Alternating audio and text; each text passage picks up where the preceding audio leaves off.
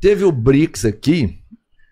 Você acha que tá andando bem? Tipo assim, porque parece que só o representante legal, né? Só o da Índia que veio mesmo. O resto vieram representantes legais também, enfim, mas... isso é bom, ruim? Segue? O que é o reflexo disso pro BRICS mesmo? Cara, o BRICS ele vai andando por osmose, em certa medida, porque teve a cúpula de Kazan em 2024, em que a Rússia propôs uma agenda usada, uma agenda financeira pesada, e a cúpula do Brasil tinha tudo para ser uma coisa, vamos dizer assim, amorfa, né? Tinha tudo para ser isso. Só que acabou não sendo. Por quê? Porque ao final, aprovou-se uma declaração condenando os ataques ao Irã, por exemplo, a defesa da solução de 2 estados na questão da Palestina, e mais do que isso, né? O Trump entrou em campo para salvar o encontro, ou seja, no final do encontro, aliás, foi a terceira cúpula que eu participei, um dos grandes orgulhos da minha vida foi ter participado de cúpulas dos BRICS, né? Eu participei da África do Sul, em Cape Town, participei em Kazan, e agora no Rio de Janeiro. O Trump salvou a cúpula ao taxar em 10% os BRICS já de antemão, né? Vai ter 10% de taxa. E o Lula, daquele show que ele sabe fazer, ele é um showman, né? Nós somos um país soberano e tal, ou seja, ali já começa, ali os BRICS voltam a si mesmo, né? Em certa medida. E o Lula começa a dar um salto dialético na nossa atuação política hoje no Brasil, né? Então, os BRICS dentro do BRICS, porque o Brasil já teve mais distante, não já? Assim, ele teve mais forte lá dentro. Não sei se eu tô certo, o Brasil ele é um chamado swing state, aquele país que tá lá e cá, né? Como a Índia hoje é muito, né? Mas tá lá, estamos lá. O presidente Lula ele cumpriu todo o protocolo muito bem cumprido, e entusiasmado, inclusive, porque eu vou falar do que eu conheço, tá? Que eu conheço a figura, né? Ele é entusiasmado com a ideia dos BRICS. Os BRICS é uma criação brasileira, inclusive, para quem não sabe, né? O Brasil foi um dos fundadores do BRICS, um dos fundadores do novo Banco de Desenvolvimento. Então, ele é uma figura entusiasmada com isso daí. O que o Itamaraty significa do ponto de vista institucional é uma outra história. Mas a figura do presidente Lula é entusiasmada com os BRICS, né? Então, quando nós falamos, e você falou da pauta da extrema-direita, já passo para o Cobori, derrotar a extrema-direita é fundamental, inclusive, para o quê? Para que o projeto dos BRICS continue a funcionar. O ataque a direita é um inimigo dos BRICS hoje no Brasil? Com certeza. É inimigo do Brasil, nem dos BRICS, é do Brasil. Mas o que eu falo assim, Jambor, desculpa. Quando eu falo de ficar pauta, uma das pautas é bater na direita, eu não vejo isso como um bom projeto, por quê? Porque a direita, por si só, vamos entender assim, tem uma visão que se a galera entender que não é bom, ela por si só morre. Entendeu? E aí você fica batendo na direita, a direita se sente também na obrigação de bater na esquerda. Entende? E aí fica joguinho. Ele fez aquilo. Mas o outro faz aquilo. Mas ele faz isso. É a luta política. Mas o outro faz isso. Você entende? Esquece o que você... Não, é a luta política. Na minha percepção, sabe? Deixa eu falar, vamos trabalhar. Até porque, vamos entender, a política hoje maior tá na mão da esquerda. Então é mostrar trabalho. Não precisa de brigar com o cachorro de baixo lá. Tipo assim, sabe? Não é verdade isso. Primeiro que parte da luta política você combater um inimigo, né? A grande questão é quantos inimigos você escolhe e qual que são esses inimigos. A minha cultura política, por exemplo, é de escolher somente um inimigo. No caso brasileiro, é a extrema-direita bolsonarista. O que não é extrema-direita bolsonarista está passiva de aliança política comigo. Então, eu busco isolar esse inimigo principal e buscar alianças táticas imediatas com grupos que não se veem como bolsonaristas, ou seja, porque o bolsonarismo e a extrema-direita mundial é muito mais forte do que a minha corrente política. A minha corrente política é desse tamanho. Então, se eu não conseguir ampliar... Por enquanto. Não, mas se eu não conseguir ter uma visão ampla do processo histórico, não dá universalidade a cada passo do que eu passo na política, eu me isolo, morro e desapareço. Então, uma das formas para que isso não aconteça é o quê? É buscar isolar um único inimigo. Então, eu tenho um único inimigo, que é a direita bolsonarista, que é a encarnação da visão imperialista para o Brasil, não é? Então, eu vou buscar alianças e compromissos imediatos com qualquer força que não se vê enquanto tal, sabe? Então, a minha visão de política e da minha corrente política é do quê? De amplitude e de radicalidade ao mesmo tempo. Só que é o seguinte, radicalidade não é porra louquice, radicalidade é ter visão do processo histórico, é você ir na raiz das coisas. E hoje, certamente, muita gente discorda de mim no campo da esquerda, você ser amplo, você enxergar amplamente, você enxergar o relevo da política a partir de uma totalidade a partir da sua heterogeneidade, buscar, vamos dizer assim, o que existe de convergente entre eu e ele, entre eu e você, isso é revolucionário. Isso é ser radical, inclusive. Então, ter uma aliança e um compromisso tático com alguém bem diferente de mim, hoje, na atual circunstância do Brasil, é algo revolucionário. É ser radical. Então, amplitude e radicalidade, elas são uma dialética, né? Que produz uma síntese, né?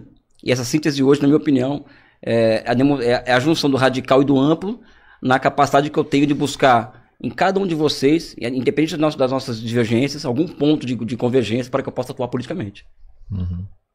Vamos colocar a galera na conversa? Pode ser, Cobori? Claro. Tem muito superchat aí. Não, deixa eu só ver, porque a gente tá no Claro, BRICS, voltou aqui Você que manda, no velho. BRICS, é uma boa opção econômica? Você acha que o BRICS consegue se consolidar a ponto de, sei lá, superar a dolarização mundial? Se em algum ponto a referência financeira? Na verdade é irreversível, o BRICS é o futuro, tá? O mundo multipolar já está acontecendo. Né? Os Estados Unidos não quer admitir, mas já está acontecendo. As coisas estão acontecendo independente do que os Estados Unidos quer. Por isso ele está se debatendo. Né? Tudo isso aí é um desespero. Porque quando você tenta demonstrar força é porque você é fraco.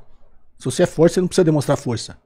E essa coerção que os Estados Unidos está tentando exercer sobre os países é por medo. Eu falei, antes da posse do Donald Trump, ele já estava fazendo essas ameaças. Por quê? Porque o mundo já começou...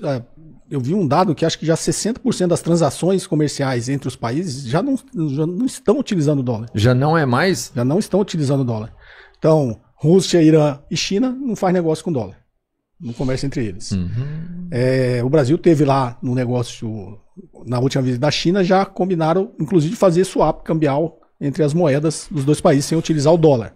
Então, o real e o o que os Estados Unidos está gerando, na realidade, é uma aceleração desse processo. Ele está querendo retardar o processo, mas essa atitude de coerção que ele está tendo através da força... Está tendo efeito reverso. Está tendo um efeito reverso. O mundo está acelerando esse desacoplamento da economia americana. Porque, estou falando, enquanto ele está fazendo essas ameaças, fazendo essas coisas midiáticas, os países estão conversando entre eles. Se a gente tira a hegemonia do dólar, alguma outra moeda pode se tornar a moeda principal do Eu mundo? acho que não tem essa necessidade. Eu Basta acho até que seria swap bom aí, não ter. Eu acho até que seria bom não ter. Porque é um privilégio exorbitante, como diriam lá no passado, quando foi instituído o dólar. Qual que é a grande preocupação dos Estados Unidos? Ele não tem mais, comercialmente e economicamente, nem como avançar, nem como manter o que ele já criou. Porque o que sustenta tudo isso é o poder do dólar. Né? E é o déficit comercial que ele tem com o resto do mundo. Então, enquanto o dólar está circulando no mundo e não circula dentro da economia americana, ele pode imprimir dólar, porque ele não tem efeito nenhum. Ele tem uma máquina de imprimir dinheiro que para ele não tem efeito nenhum. Quando esse dólar circula na economia mundial e compra os títulos nas reservas cambiais reservas internacionais de todos os países, o dinheiro não fica parado, não fica no colchão, precisa comprar ativo. E esses ativos são comprados em dólar. Então, ao mesmo tempo que ele tem a hegemonia do dólar, ele tem o poder de se financiar na economia mundial, de emitir título da dívida do Tesouro Americano. Tudo isso está diminuindo. E está diminuindo justamente porque os países estão desacoplando do dólar. Então, quando o dólar começa a perder a relevância, os Estados Unidos começam a perder a capacidade de se financiar. Inclusive a sua máquina militar, né? Que ele espalhou pelo mundo inteiro, que tem um custo altíssimo. Então, a preocupação final deles é essa.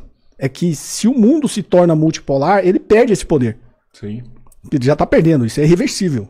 Ele está só se debatendo aí. O Trump falou que se ele perder a hegemonia do dólar é a mesma coisa que perder uma guerra mundial. Mas isso é óbvio. Pior. E outro, eles aprovaram agora lá nos Estados Unidos um teto de 5 trilhões de dólares. Sim. Que ele vai emitir, acho que até ano que vem, mais 3 trilhões. E dá mais. E onde que ele vai vender isso, cara? Você entendeu? Ele aprovou que ele pode emitir mais até 5 trilhões de dólares de dívida. Só que alguém precisa comprar dívida. Quem compra a dívida dele é o mundo. A China. Quem mais compra? A China já começou a desacoplar, né? Começou a comprar bonde da Alemanha, da Suíça, se não me engano, ouro. A China já tá. Você fica feliz de ver o governo americano se ferrando, assim? Cara, não... Sinceridade, assim, você fica feliz? Não é feliz. Talvez não seja felicidade, seja satisfação. Satisfação pelo seguinte, os Estados Unidos é um mal pro mundo, cara. O que os Estados Unidos fez depois da Segunda Guerra Mundial foi um mal pro mundo. Inclusive, não é uma parada com o ser humano, é uma parada com o governo. Não, inclusive, os Estados Unidos, o problema dos Estados Unidos é os Estados Unidos. tudo que ele está fazendo é para continuar concentrando a riqueza dos americanos.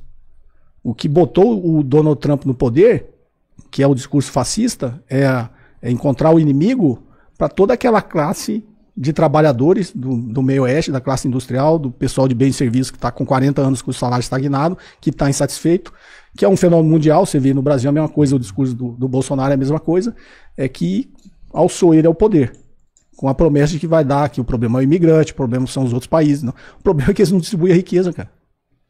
Os Estados Unidos têm riqueza suficiente para distribuir entre a população americana, mas eles não distribuem. Não quer sair de cima do pote de jeito nenhum. Acho que a maioria dos países tem essa capacidade. Falando de felicidade, Você fica, Elias, eu sei que você calma, fica. deixa eu terminar. O Engels fez um discurso sobre o Marx no funeral dele. Ele dizia que o Marx se emocionava a cada avanço da técnica, ou seja, cada novidade científica que ele mexia com as emoções do Karl Marx. Fazendo um paralelo, eu fico muito mais feliz hoje em ver as novas fronteiras que a China vai avançando em matéria de ciência e tecnologia, entregar bens públicos para a sociedade, uma urbanização baseada em bens públicos, ou seja, cada passo que a China dá na construção de uma sociedade baseada na abundância, vamos dizer assim, isso me emociona muito, porque aquilo é uma experiência socialista, uma experiência de novo tipo de sustentabilidade. Agora, os americanos, eles são o quê? Eles são a contraparte disso, né? Ou seja, o que eles puderem fazer para destruírem com essa experiência. Porque quando nós falamos em BRICS, em Sul Global, nós estamos falando em China em particular, né? Então, o que eles puderem fazer para acabar com a experiência, eles vão acabar, eles vão fazer. Então não é questão de felicidade, é observar o processo histórico e você vê as contradições desse processo histórico e você vê, o socialismo está se impondo no mundo, né? O socialismo está vencendo hoje no mundo, né? Acho que essa é um ponto. Falar em Nova Ordem Global, deixa eu só fazer uma propaganda aqui. Passa. No dia... Eu tô com um hábito no Rio de Janeiro agora de fazer aulas públicas no Rio de Janeiro. Então nós fizemos uma aula pública na Praça São Salvador, na Zona Sul. Foi umas 500 pessoas. 500 pessoas?